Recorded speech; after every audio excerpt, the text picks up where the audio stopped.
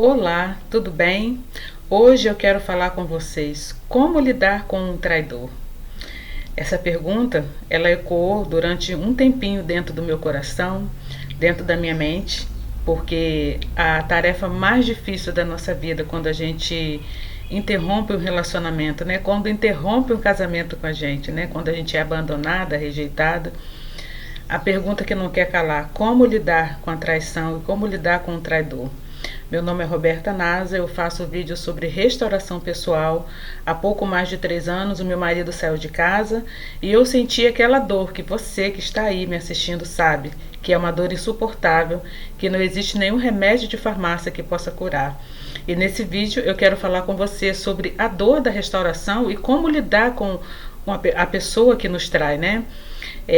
Eu faço esses vídeos porque eu recuperei a minha saúde mental, eu recuperei a minha vida, fui restaurada em Cristo num período de 1 ano. E hoje o Espírito Santo ministrou no meu coração, né, para poder eu falar um pouco da minha vida, um pouco daquilo que eu passei antes, durante e depois de toda aquela tempestade, de todo aquele deserto, toda aquela catástrofe que aconteceu na minha vida. E hoje eu fui curada por Cristo, e é isso que eu ensino aqui para você. Independente da opção que você escolha, se você quiser ficar sozinha, se você quiser casar de novo, se você tem a intenção de restaurar o seu casamento, independente da sua escolha, independente do seu estado civil, eu estou aqui para mostrar para você que você precisa se restaurar em Cristo. E agora eu vou falar para você como lidar com o traidor, né? Eu sempre trago para você, eu sempre faço questão de trazer para você referências bíblicas, só que hoje eu não vou ler para você, mas eu vou falar para você dessa referência, das referências, né? Porque quando eu leio a Bíblia, eu me lembro de tudo que eu passei, Deus me traz à memória essas histórias, e eu vou trazer para você hoje, naquela vez que Jesus estava no Getsemane, né, que Judas entregou Jesus, e o posicionamento que Jesus teve em relação à traição de Judas. Essa história você conhece muito bem, você conhece muito essa história, porque em muitos lugares, independente de qual seja a sua religião, em muitos lugares na internet, muitas pessoas falam sobre essa história, né? E interessante que Jesus, ele continuou mesmo, né? Quando o Judas estava se aproximando dele, que ele tinha acabado de orar, que ele tinha acabado de ficar uma noite sabendo do que iria acontecer com ele, que até ele suou, né, sangue, né? Eu creio que ali foi a parte humana dele, as emoções dele ficaram afloradas, a ansiedade dele ficou aflorada, porque ele era parte humana, né? Então, assim como nós também, né, quando acontece alguma coisa com a gente entra naquele estágio de alerta. Então, Jesus, ele ficou uma noite assim, né, pensando no que iria acontecer, sabia que seria, né, passaria por humilhação, por vergonha, mas a gente vai falar daqui a pouco o que aconteceu depois e que você também já sabe. Mas, enfim, o posicionamento que Jesus teve naquele momento que Judas se aproximou dele para poder entregá-lo para os que iriam, né, zombar e iriam maltratá-lo. Esse posicionamento de Jesus é que nós temos que ter nesse momento com a pessoa que nos trai. É certo que no momento em que nós passamos por isso, a gente não pensa no que está acontecendo, a gente não raciocina, as emoções nossas ficam afloradas e a gente não sabe o que fazer, não sabe em quem confiar, não sabe o que falar.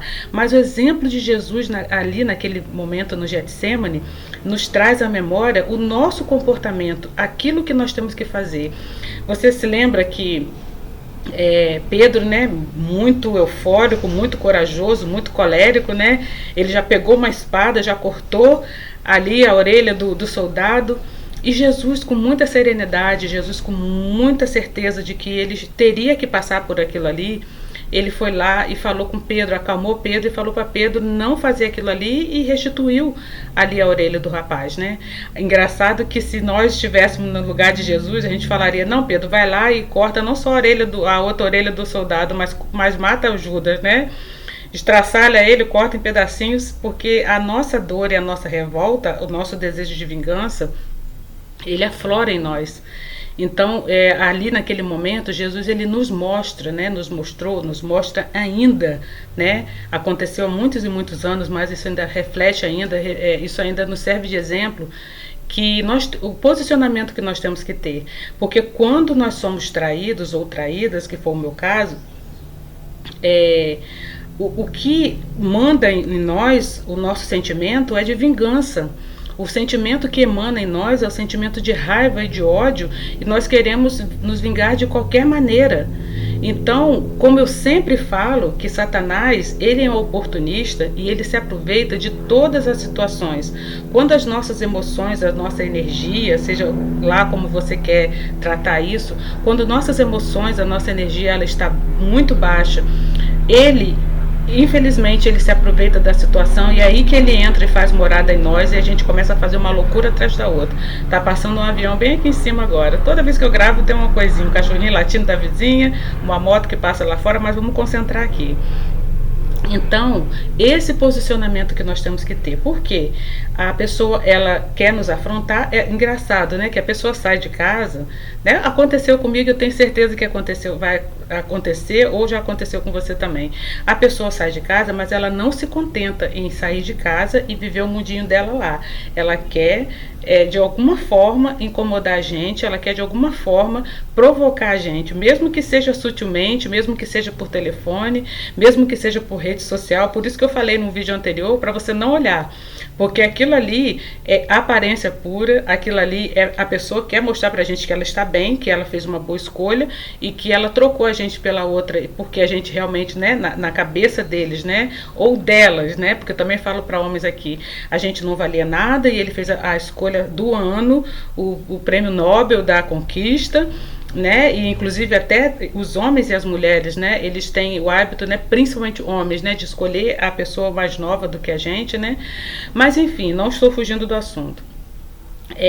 O nosso posicionamento tem que ser idêntico ou bem aproximado do que Jesus teve, porque quando Judas, ele foi para beijar Jesus, ele foi, né, para poder identificar, para que os soldados, né, pudessem identificar Jesus, ele foi com um beijo, ele foi carinhosamente. Então, assim também acontece com a traição, né? Eles não fazem assim de primeira, né? Ah, eu vou como é que eu vou dizer para você entender o que eu estou falando?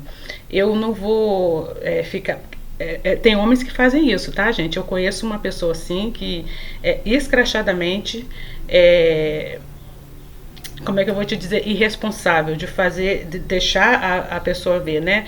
É um conhecido meu, inclusive até um parente meu, e ele não se importa com isso, mas uma hora a conta vai chegar. Mas então eles fazem assim, eles fazem o máximo para a gente não perceber, como Judas fez com Jesus, né? Ele fez de tudo para que Jesus não percebesse que a traição estava acontecendo ali naquele momento, né? Mas o que acontece?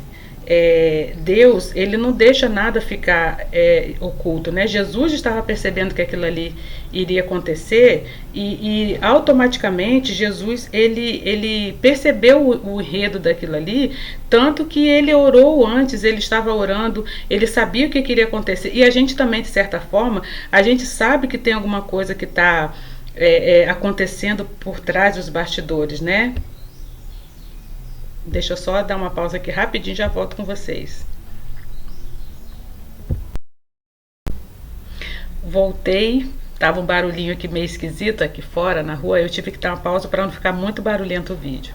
Mas o que eu quero dizer para você é que o posicionamento que Jesus teve, é claro que você pode me falar, Roberta, mas eu não sou Jesus Cristo, eu não tenho a paciência dele, eu não tenho o amor que ele tem, eu tive vontade de quebrar a cara mesmo da pessoa, eu tive vontade de rasgar a cara dela também, né? Isso aí passa na cabeça da gente, passou na minha cabeça também, isso aí não adianta que a gente fala assim, eu fui superior, eu tive inteligência emocional para sobreviver àquela tempestade. Não, isso passa na cabeça de todo mundo.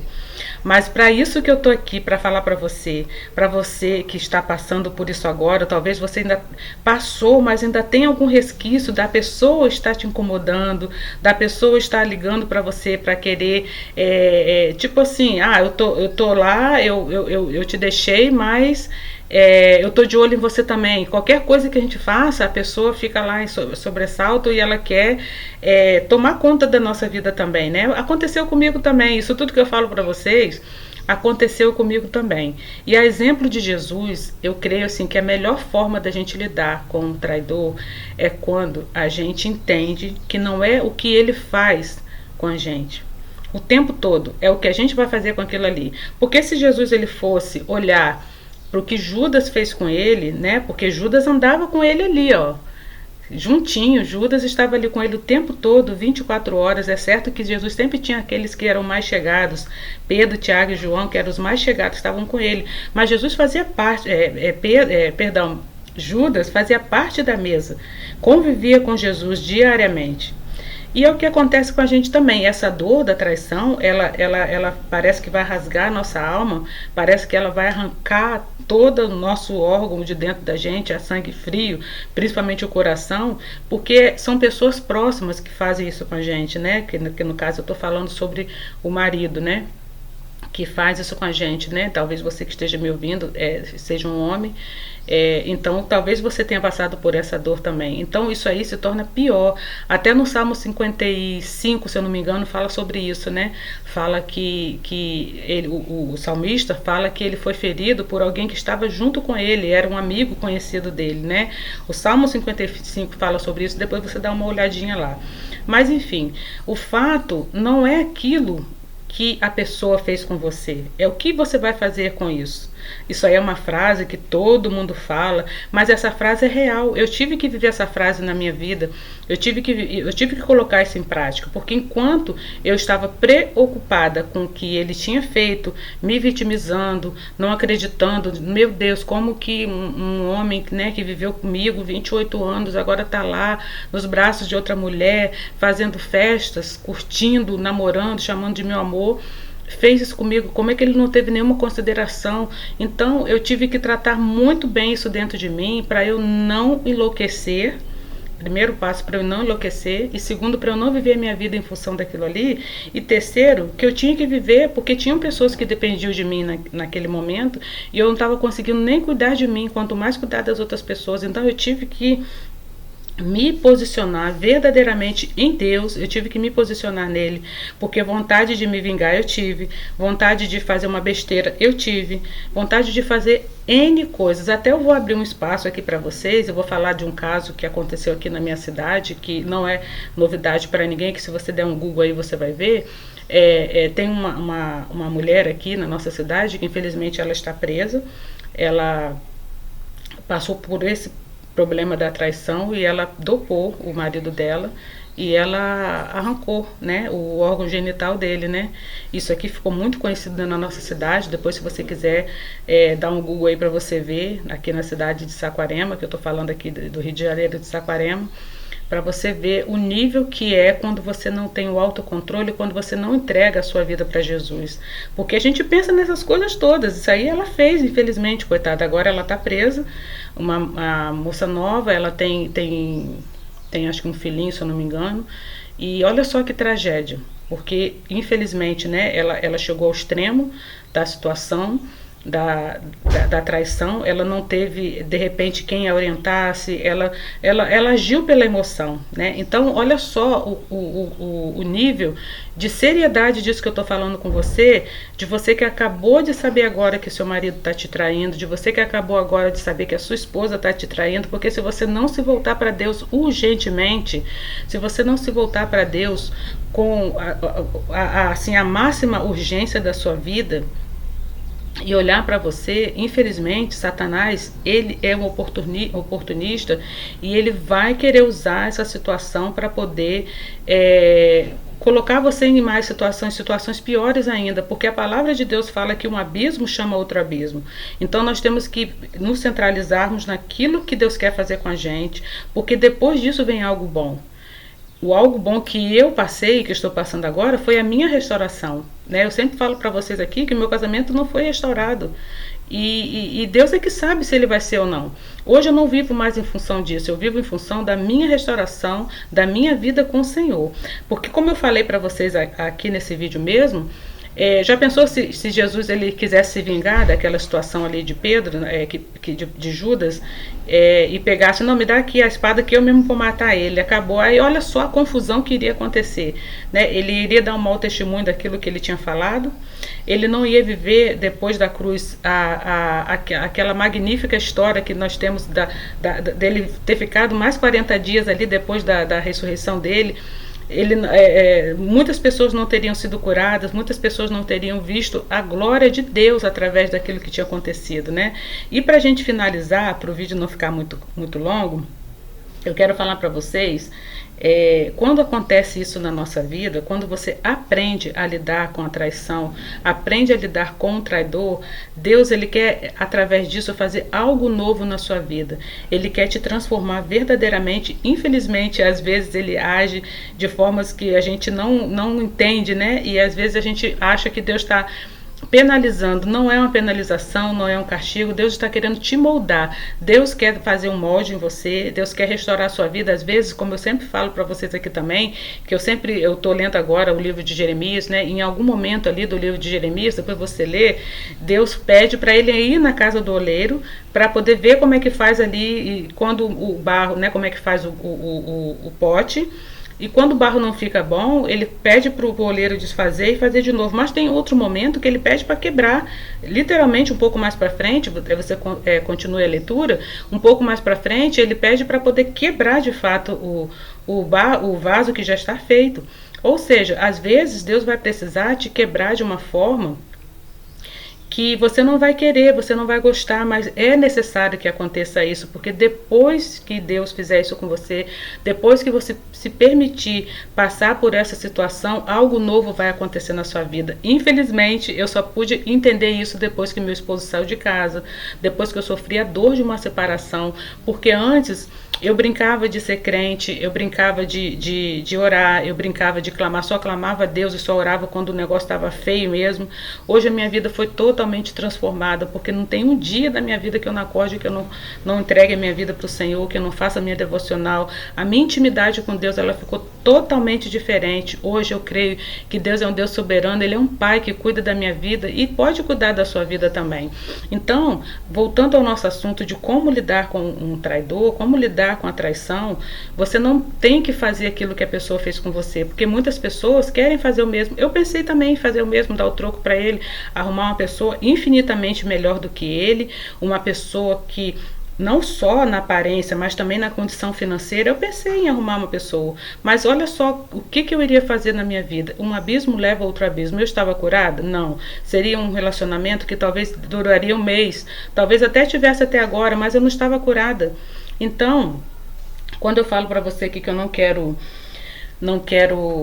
trazer para você aquilo que eu não vivi, aceite a repreensão do Senhor, aceite esse momento em que você foi traída e que Deus ele quer tratar com você e que não é o que a pessoa fez com você. Aceite a repreensão do Senhor, porque depois disso aqui, eu escrevi aqui, ó, algo novo vai acontecer e não necessariamente a restauração do seu casamento. Isso não quer dizer que eu não acredite, porque assim como Deus transformou a minha vida, assim como Deus me deu uma nova visão de quem é Ele, Deus colocou em mim o desejo de adorá-lo infinitamente acima de qualquer coisa. Ele pode fazer isso com o meu esposo também, mas hoje isso não é mais o motivo que eu vivo. O motivo que eu vivo é a minha intimidade com Deus, porque independente da pessoa que eu esteja, eu tenho que estar bem. Independente de um relacionamento que possa vir, seja com meu esposo, seja com outro homem, eu tenho que estar bem comigo mesmo, porque senão, se eu não estiver preparada para isso, como que eu vou fazer para poder me relacionar com outras pessoas? Porque existem muitas mulheres e muitos homens também que estão no segundo casamento, que optaram por casar de novo, não se curaram, porque eu não estou fugindo do assunto, tá? Mas estão lá, presos a um relacionamento ruim, porque ficam com vergonha de separar, porque aí as pessoas vão falar que já estão separando de novo, ou então ficam lá porque se acomodaram e repetem os mesmos erros. Então, como lidar com um traidor? A exemplo de Cristo, não é o que a pessoa fez com você, é o que você vai fazer com isso. É o que, deixa eu ver aqui que a luzinha já está apagando aqui, a bateria está acabando. Como lidar com isso? É você seguir o exemplo de Cristo, é você saber que Deus vai te preparar para algo muito melhor. E não é o que a pessoa fez com você, mas sim aquilo que você vai fazer. Porque muito maior do que está no mundo é o que está em você, a exemplo de Cristo. Amém? Espero que você tenha entendido essa mensagem de hoje. Espero que você conforte o seu coração, que você busque ao Senhor acima de qualquer coisa e que você possa entender que tudo isso é para algo melhor acontecer na sua vida. Eu vou deixar aqui embaixo da descrição um livro que eu fiz, um e-book, que é um passo a passo rápido, é um SOS de quem acabou de entrar agora no deserto. E eu tenho certeza que esse livro vai abençoar a sua vida. Em nome de Jesus, fique em paz. Eu tenho certeza que você vai conseguir sair dessa, assim como eu saí também. Tchau, tchau.